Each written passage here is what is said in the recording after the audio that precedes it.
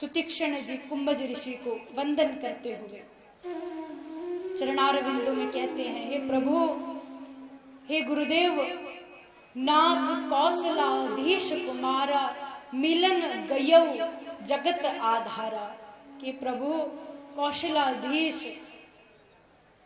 आपसे मिलने आए हैं, इस जगत के आधार आपसे मिलने आए हैं। अब प्रश्न उठता है, ये कौशलाधीश भगवान का नाम क्यों पड़ा है? महाराज, भगवान का नाम कौशलाधीश इसलिए पड़ा है क्योंकि कौशलाधीश किसे कहते हैं पहले विचार कीजिए। कुशला नाम समूहा तस्य ईशः कौशलेश्वरः। जो समस्त मंगलों का जो समूह है उसके जो ईश हैं, तस्य ईशः कौशलेश्वरः, वही कौशलेश है जो समस्त कौशलों के, समस्त कुशल मंगलों के जो ईश्वर हैं। आज वह कौशलेश भगवान अगस्त ऋषि के पास मिलने आए हैं। किस कारण? प्रेम के कारण। आज महाराज तुलसीदास जी ने एक सीख दी है कि शिष्य भी कई प्रकार के होते हैं। एक शिष्य वो होता है जिसको गुरु की प्रेरणा से भगवान का दर्शन होता है, गुरु शिष्य को भगवान से मिलाते हैं। ऐसा सभी ने सुना होगा। हम लोग जीवन में गुरु धारण करते हैं किस लिए? ताकि हमें भगवान की प्राप्ति हो, भगवत प्राप्ति हो, आत्मज्ञान की प्राप्ति हो। परंतु यहाँ पर देखिए महाराज, गुरु तो अगस्त जी हैं, परंतु आज एक शिष्य गुरु का मिलन भगवान से करवाने जा रहा है। बड़ी सुंदर सीख हमें दी है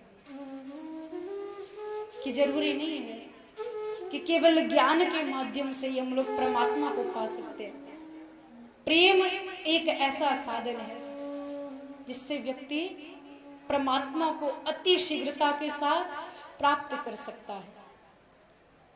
बड़ा सुंदर सुंदर प्रसंग आगे वर्णित भी है।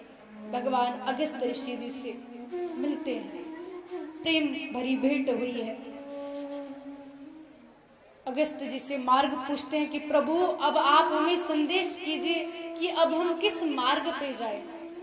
मानो राम जी ने हमें प्रेरणा दी हो कि अपनी जीवन यात्रा को हमेशा संतों की प्रेरणा पर, शास्त्रों की प्रेरणा पर प्रारंभ करना चाहिए।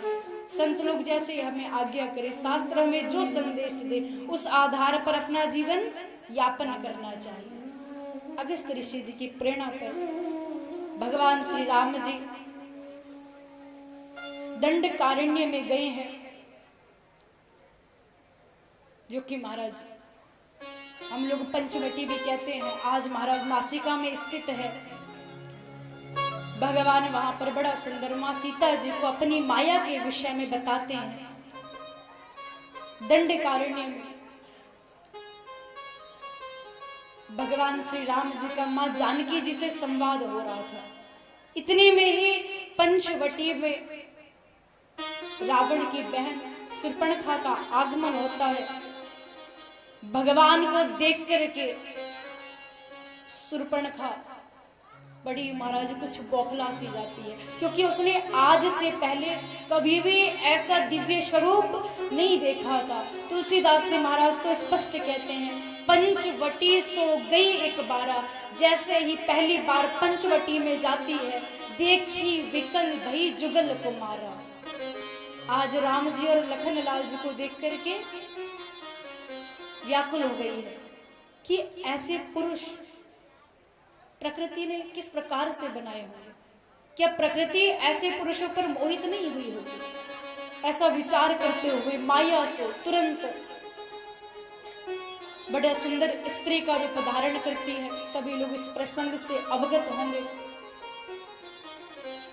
राम जी से निवेदन करती है कि मुझसे विवाह करें। राम जी लखन जी की तरफ इशारा करते हैं।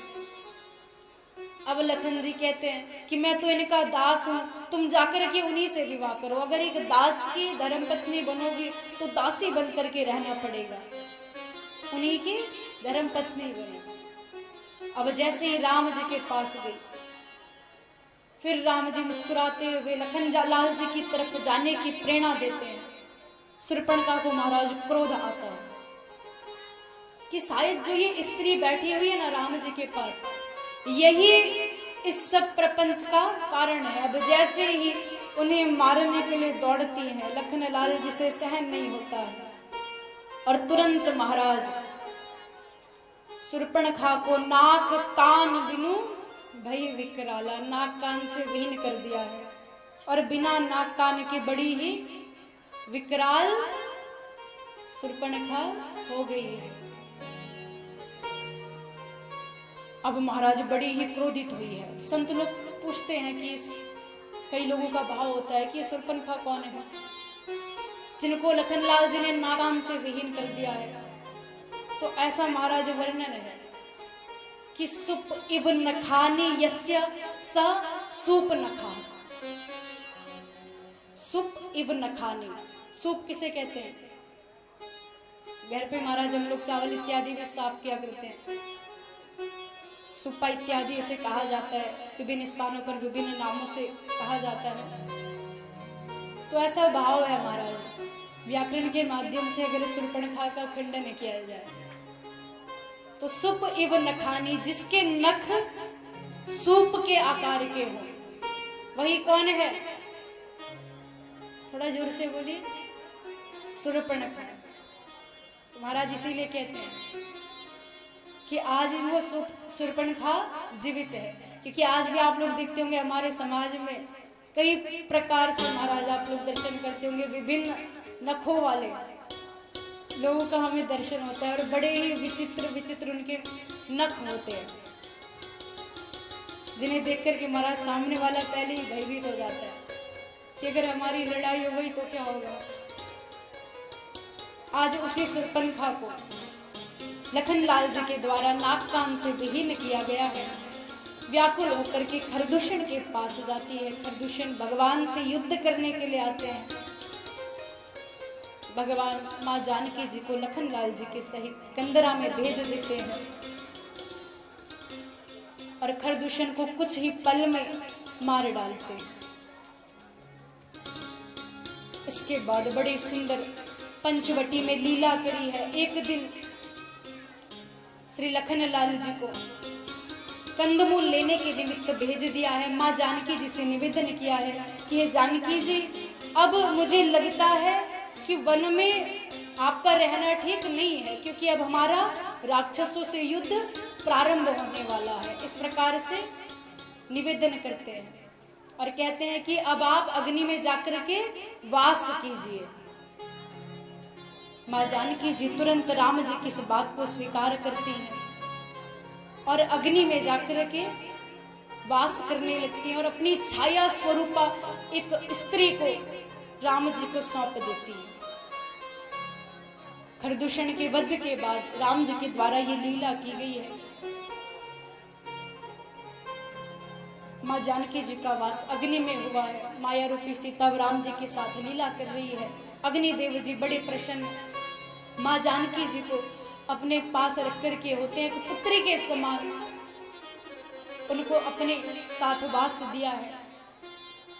बड़ा सुंदर भाव अग्निदेव जी रख रहे हैं, कह रहे हैं कि राम जी से मिलने का केवल एक सत्संग ही बहाना है, और सत्संग कब प्राप्त होता है?